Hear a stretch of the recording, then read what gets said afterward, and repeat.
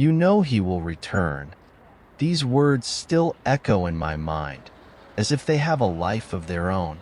Every time I close my eyes, I see her face, the woman in the gray coat who warned me about what was to come.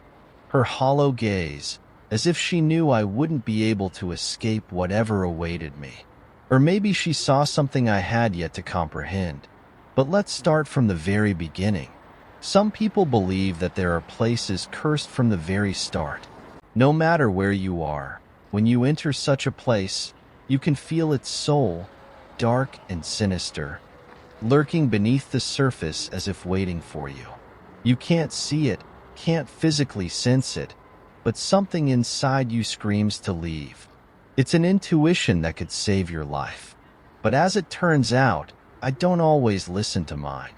A few years ago, in 2016, I received a call from a woman named Emma. Her voice was quiet, almost hopeless. She reached out to me because her husband, Alex, had disappeared. The police couldn't help her, saying that an adult man could disappear by choice. But she was convinced something terrible had happened. I'm a private investigator, and normally I approach such cases without getting emotionally involved. But something was different this time. I couldn't put my finger on it, but it was hard to refuse a woman who was nearly in tears. I agreed to help, not knowing that this case would change my life forever. Emma lived in an old house on the outskirts of town. As soon as I approached it, a shiver ran down my spine. You know how it is, nothing overtly threatening, but your subconscious mind reacts to something odd. The house stood alone, half dilapidated, with windows that gaped like empty eye sockets. And for a brief moment, I thought I saw someone watching me from behind them. Emma met me at the door. She looked exhausted, her face pale, and her eyes red from crying. She hadn't slept since Alex had gone missing, and she had no clues apart from his recent research. We sat on a damp, musty couch in her living room. She explained that Alex worked as an archivist at the local university. He'd been studying old records about the town's history, but recently, something had changed. Alex had come across a document that fascinated him. A series of mysterious disappearances in the 1930s. Young men and women vanished without a trace, and none of those cases were ever solved. Emma assured me that Alex had become obsessed with these disappearances. She said he began talking about some kind of dark curse that haunted their town. And worst of all, he believed that the curse had returned. At that moment, I didn't believe what I was hearing. But soon, I would realize that this was only the beginning of what I was about to uncover. I decided to visit the university to investigate what had so intrigued Alex.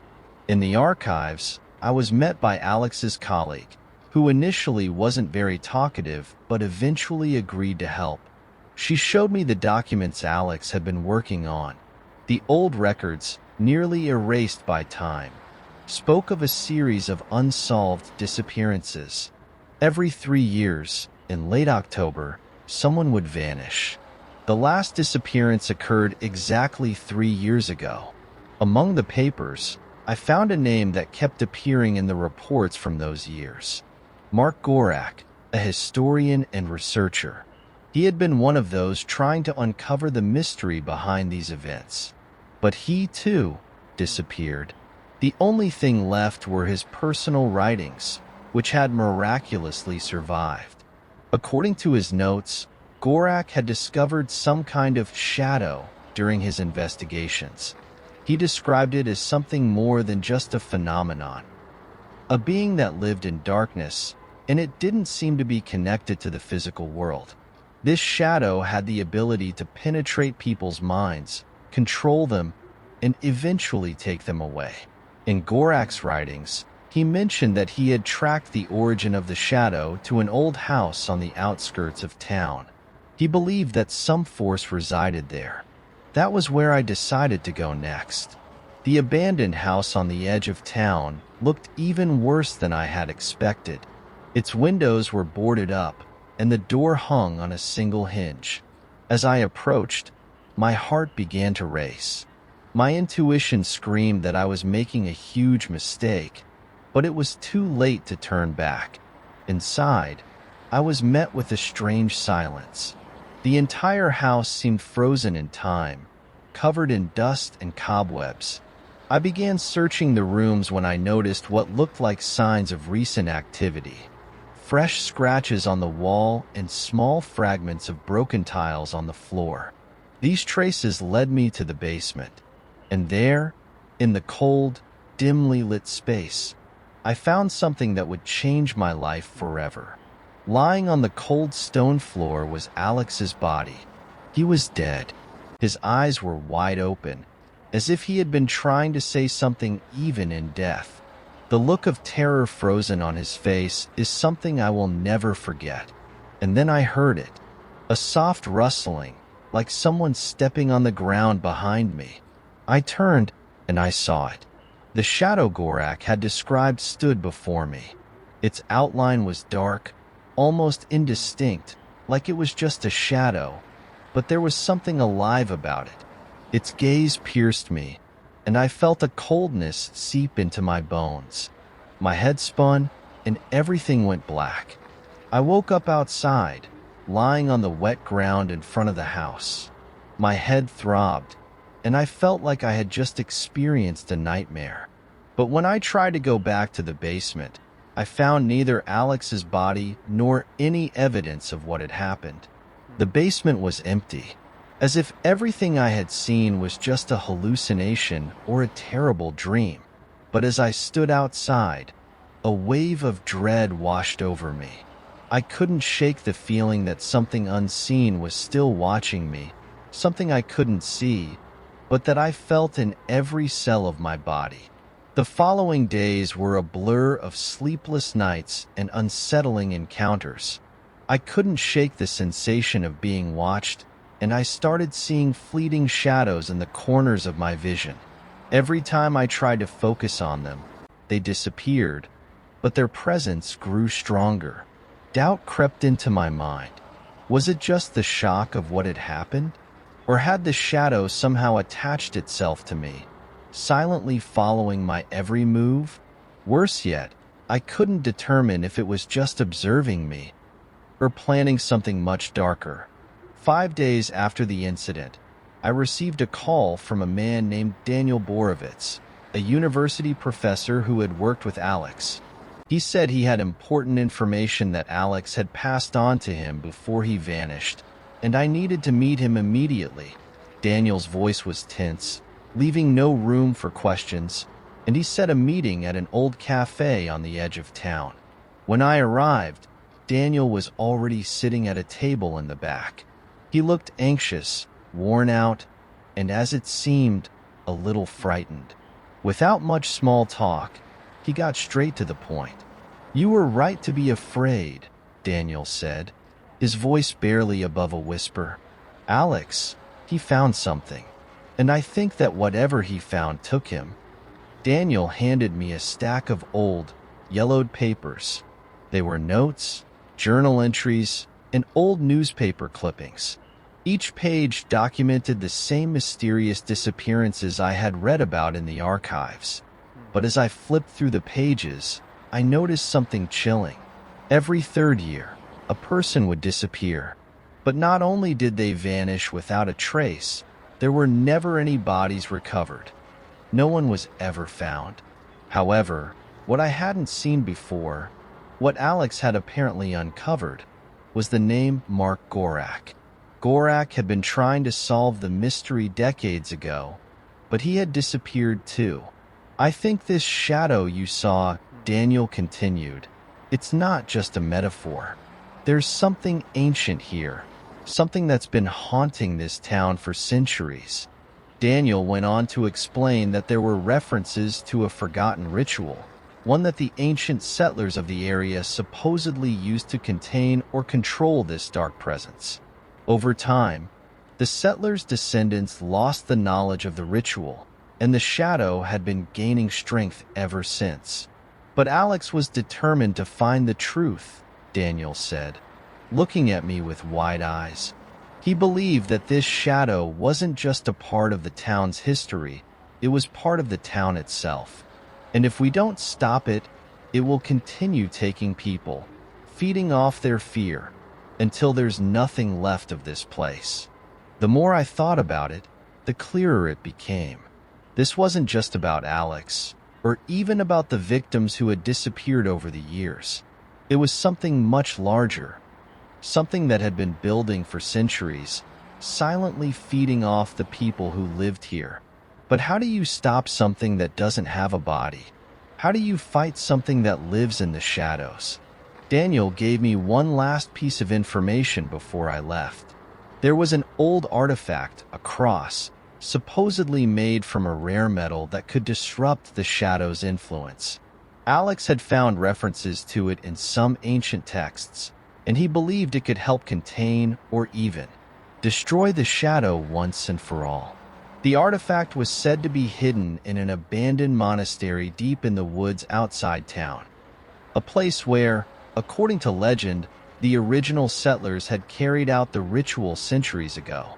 Determined to find answers, I set out for the monastery the next day. The sky was heavy with dark clouds, and the air felt thick with tension, as if nature itself knew what was about to unfold. The road to the monastery was long and winding, cutting through dense, ancient forests that seemed untouched by time.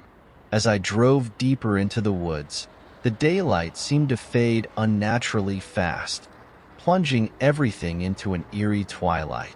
Finally, I arrived. The monastery was more ruin than structure, a crumbling relic of a forgotten age. Vines had overtaken its walls, and its once grand entrance had collapsed into rubble. But something about it felt alive, as though the walls themselves were breathing, watching. I stepped out of the car, my heart pounding in my chest. The silence was deafening, broken only by the occasional rustling of leaves. There was no turning back now. Inside the monastery, the darkness was absolute. My flashlight barely cut through the gloom, its beam dancing across the stone walls, revealing faded carvings and symbols that I couldn't begin to understand. The air was cold, thick with the weight of centuries of forgotten history. As I ventured deeper into the ruins, I couldn't shake the feeling that I wasn't alone. Shadows flickered just beyond the edge of the light, moving in ways that didn't match the natural sway of the trees outside. I could feel something watching me, waiting. The weight of its presence pressed down on me with every step. Eventually, I found what I was looking for: an old stone altar, hidden in what must have been the monastery's central chamber. The carvings on the altar matched the descriptions I had read. This was where the ritual had been performed, where the settlers had tried to bind the shadow. And there, lying atop the altar, was the artifact. The cross, just as Daniel had described it, was old and tarnished, its metal darkened with age. But I could feel its power. It radiated a strange energy, one that made the hairs on the back of my neck stand on end. This was it, the key to stopping the shadow. But as I reached out to take the cross, the room grew colder. The air around me seemed to thicken, and suddenly, the shadows began to close in. I could see them now, moving, twisting, like living creatures. And then I realized the shadow was here. It surged toward me, a mass of darkness that blotted out everything in its path. I grabbed the cross, holding it out in front of me like a shield. For a moment, the shadow hesitated, recoiling as if in pain. The cross glowed faintly, its power pushing back the darkness. But the shadow was relentless. It writhed and twisted, surrounding me on all sides, suffocating me with its cold, oppressive weight. I could feel it pressing against my mind, trying to worm its way in, to take control. With every ounce of strength I had left, I clutched the cross tighter and began reciting the words of the ritual that Daniel had given me. The ancient language felt foreign on my tongue, but as I spoke, the cross flared brighter, cutting through the darkness like a blade. The shadow screamed, a sound that wasn't a sound at all, but a vibration that rattled through my very bones. It recoiled, retreating from the light of the cross, but not without a final, terrifying promise: I will return. And then it was gone. I don't remember much of what happened after that. Somehow, I made it out of the monastery, clutching the cross like a lifeline. The air outside was thick with the scent of rain, but the storm that had threatened all day never came. I drove back to town in a daze, the events of the day replaying over and over in my mind. I had stopped the shadow, for now, but I knew it wasn't over. The shadow's final words echoed in my mind: I will return. I hadn't destroyed it, not completely. The cross had only driven it back, contained it, but I knew, deep down, that the shadow was still out there, lurking, waiting for its next opportunity. Since that day, my life hasn't been the same. I still feel its presence, lurking just beyond the edge of my awareness. At night, I hear strange noises, soft rustlings, faint whispers that I can never quite catch. And sometimes, when I close my eyes, I see shadows that don't belong, creeping at the corners of my vision. I know the shadow will come for me again. It's only a matter of time. And when it does, I'll be ready. What would you do in my situation? Would you confront the darkness, or would you try to escape it, knowing that it might never truly leave you alone? If you've ever experienced something like this, something unexplainable, I want to hear your story. Maybe together, we can find a way to fight it. And remember, if you ever see shadows moving in the dark, don't look at them too closely. You might not like what you find staring back at you. As always, my apologies for any errors. Technology isn't perfect. If you spot any mistakes, feel free to point them out in the comments.